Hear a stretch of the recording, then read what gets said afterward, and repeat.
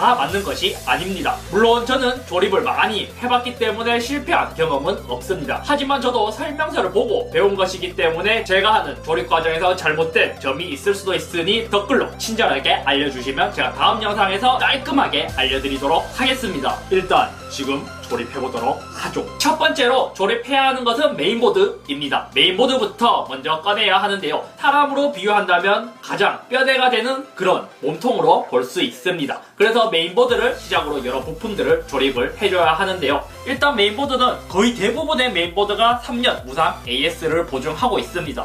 그래서 사실 3년 동안 고장날 일이 거의 없기는 하지만 고장 나더라도 3년 안에는 무상 서비스를 받을 수가 있죠. 이거는 개봉을 탁 하면은 안쪽에 이렇게 메인보드가 들어있어요.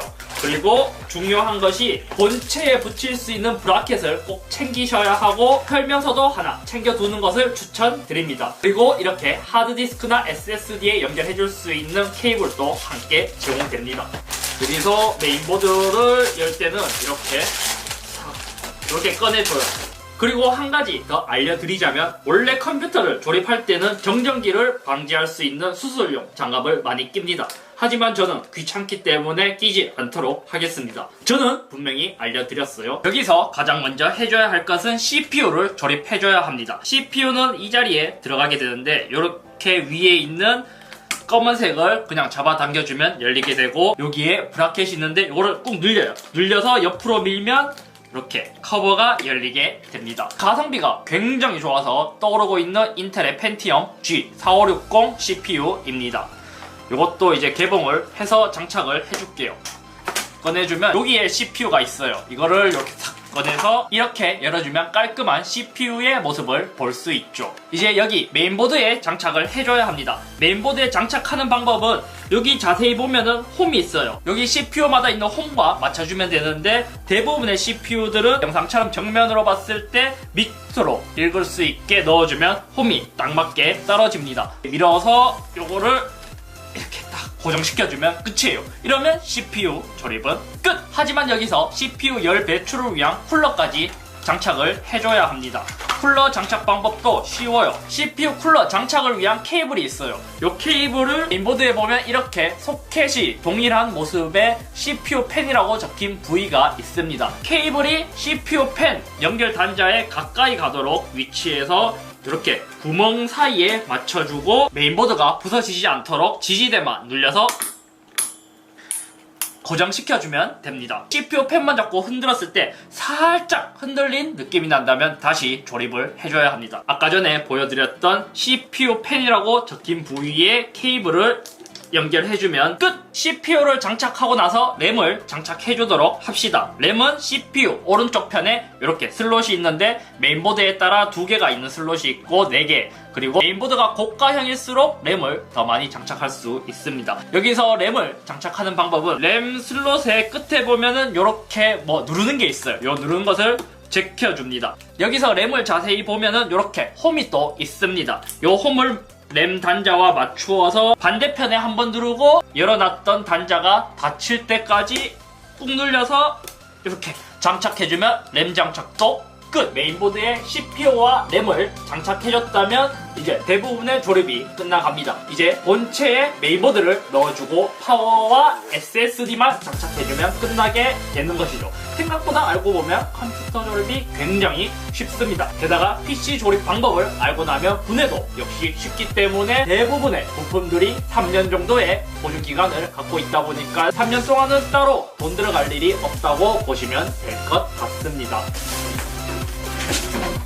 혹시나 조립 방법을 모른다면 안쪽에 설명서가 있으니까 이 설명서를 참고하셔도 좋습니다. 본체에서 메인보드를 연결해주기 전에 가장 먼저 해줘야 할 것은 메인보드 구성품으로 있었던 브라켓을 설치해주어야 합니다. 여기 브라켓을 보면 매끈한 부위가 밖으로 향하도록 해야 합니다. 그래서 매끈한 부위가 밖으로 되도록 해서 딱 눌려줘요. 이렇게 끝부분을 눌려주면 이렇게 깔끔하게 장착이 됩니다. 메인보드를 보면 여기 구멍이 있어요. 하나, 둘, 셋, 넷, 다섯, 여섯. 거의 대부분의 메인보드가 6개의 나사가 있는데 여기 본체에 보더라도 나사를 모두 꼽을 수 있는 구멍이 있습니다. 근데 보통 4개는 기본적으로 꼽고 이제 2개는 선택사항인데 저는 보통 2개를 안 꼽아주고 있어요. 안쪽을 보면 하나, 둘, 셋, 4개의 나사가 미리 준비되어 있죠. 그러면 이거를 여기에 싹 해서 자, 이제 이렇게 메인보드가 고정되었죠. 뒷면에 케이스를 열어서 모든 선을 뒤로 일단은 보내주도록 할게요. 여기에 선이 하나 있는데 이거는 여기 뒤에 쿨러 팬이거든요. 이 팬을 여기 보니까 팬 연결하는 곳이 있네요. 여기에 싹 일단은 뒤에서 뺀 요 선들을 모두 연결을 해주겠습니다. 거의 대부분 여기 밑에서 선을 빼주면 돼요. 요게 USB 3.0 케이블입니다. 요 단자와 비슷하게 생긴 것을 이렇게 연결을 탁 HD 오디오라고 적혀있는데 여기도 HD 오디오라고 적힌 부분이 있어요. 다음으로 USB라고 적혀있는데 USB도 여기 보면은 다 적혀있어요. 다음은 이렇게 파워 케이블을 연결해줘야 하는데 저는 이 파워 케이블이 가장 힘든 것 같아요. 저는 조립을 엄청 많이 해봤기 때문에 이제 어렵지 않지만 처음 하시는 분들은 아까 제가 챙겨두라고 했던 이제 매뉴얼을 살펴보면 이렇게 메인보드에서 하드디스크 불 들어오는 거랑 파워 버튼 그리고 리셋 버튼이 다 영어로 적혀있기 때문에 이 순서대로만 맞춰주면 됩니다. 이렇게 탁 연결을 해주면 정면에 있는 버튼들과 모두 메인보드에 연결을 해줬습니다. 이제 남은 것은 SSD와 파워를 연결해줘야겠죠. SSD를 요 본체에 장착을 해줘야 되는데 케이스마다 좀 다른데 이 본체는 보자, SSD를 어디에 장착해야 되냐, 특이하게 여기 밑에 장착하게 돼 있네요. 돌려 아까 메인보드에 있었던 케이블을 뜯어주세요. 이 케이블을 메인보드에 연결해주면 됩니다. 이렇게 SSD부터 연결을 해주고 그 다음에 메인보드 여기에 연결을 해줘야 하는데 숫자가 1, 2, 3, 4 이런 식으로 돼 있는데 가장 빠른 것에 연결해주는 게 좋아요. 뭐 그렇게 속도 차이가 있는 건 아닌데 그래도 숫자가 빠른데 연결을 해주면 되겠죠. 저는 지금 사무용으로 조립했기 때문에 그래픽카드가 필요 없고 사실 이 정도의 PC면 롤 정도도 쉽게 돌릴 수가 있습니다. 하지만 오버워치나 더 고사양의 게임을 하실 분들은 여기에 그래픽카드를 그냥 끼워 넣어주기만 하면 끝입니다. 그래픽카드 장착법은 램을 장착하는 것만큼 아주 쉬워요. 마지막으로 해줘야 할 것은 이렇게 파워를 장착해야 합니다. 케이스마다 조금 다른데 예전에는 케이스 위쪽에다가 파워를 두는 방식이었다면 요즘은 케이스 밑에 파워를 두는 것으로 이제 추세가 바뀌고 있습니다. 하지만 뭐 파워가 위에 있건 밑에 있건 뭐 성능에 차이가 있는 것은 아니지만 파워 자체가 조금 무게가 있다 보니까 밑에 있는 게 더 안정성이 좋기는 하죠. 이 본체는 위에 있기 때문에 위에 연결을 해주도록 하겠습니다. 일단은 파워를 이렇게 이제 나사를 다 조여주었으니까 파워를 연결해주도록 합시다. 파워 연결법도 뭐 어렵지 않아요. 깔끔하게 선 정리를 하고 싶다면 여기 케이스 뒷면으로 구멍에 모두 다 일단은 넘겨주는 게 좋습니다.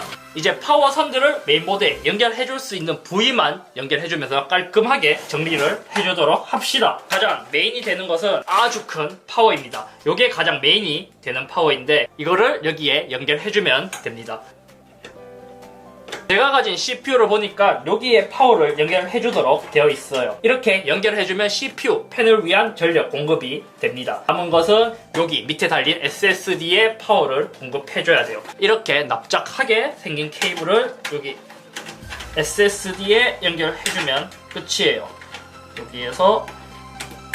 여기서 그래픽카드가 있으신 분들은 이렇게 추가적인 케이블을 그래픽카드에 연결을 해주면 됩니다. 이제 정말 마지막으로 케이스마다 조금씩 다르지만 이렇게 여분의 펜이 달려있는 제품들도 있습니다. 펜을 연결하는 방법은 이렇게 케이블을 보고 딱 맞을 것 같은 거 골라서 이렇게 연결을 해주면 돼요. 이제 사실 PC 조립은 모두 끝났습니다. 하지만 이렇게 복잡한 선들을 이제 정리하고 닫아주고 사용을 하면 끝이지만 이게 정상적으로 작동하나 한번 확인을 해봐야겠죠. 이 상태에서 모니터를 연결하고 파워 코드를 연결해서 전원이 그대로 들어온다면 정상적으로 조립이 된 거니까 이제 그때부터 윈도우 설치 후 사용하면 됩니다. 자, 이렇게 컴퓨터 조립하는 방법에 대해서 살펴보았습니다. 직접 해보시면 정말 간단하게 조립을 하실 수가 있는데 사실 조립 방법보다는 케이블을 정리하는 게 더 귀찮습니다. 아무튼 이렇게 하면 컴퓨터를 쉽게